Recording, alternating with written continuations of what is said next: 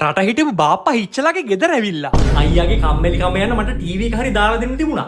කොහෙද මේ පොරිසාදේ පයින් ගහලා එක කඩලා දැම්මනේ. කිසි දෙයක් පරිස්සම් කරගන්න බෑ අයියේ. ටීවී නෙවෙයි බං මම ලංකාවට ආවත් හරි තාම සිංහල සින්දුවක් ඇහුවේ නෑ. අපේ හිච්චවද ගායකයා. හිච්චා. අද කාලේ ළමයි සිංහල සින්දු කියනවා කියලා මොනවද කියන්නේ? කුණුහරුපනේ. අනේද කියන්නේ අයියේ. ඒ කාලේ අපි අහපු සින්දු. රත්නපුරෙන් ගෙන ආසමන්මල්, ඉරෙන් හඳින් අන්න සින්දු. අපේ හිච්ච පුතා මොනවද දන්න සින්දු? අපේ පියතුමා මට දුන්නා. පියතුමාලගේ කාලේ සින්දු තියෙන පීස් එකක්. මම ඒක තමයි අහන්නේ.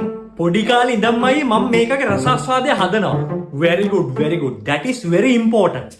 ගෙදර පෙට්ටි ගොඩක් අස් කරනකොට මට හම්බුනේ පරණ සින්දු CD එකක්. මම ඕක දුන්නා මූට. දැන් කාමරේට වෙලා ඕක අහන එකමයි වැඩි.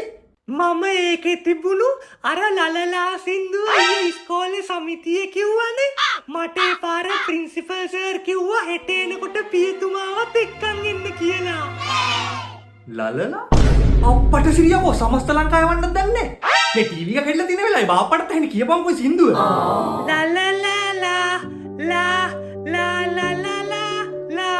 ලා කුරුගතියකුත් තියෙනවා. අංගම්මන සුමන මොකද අපෝ සමිතිය කිව්වේ?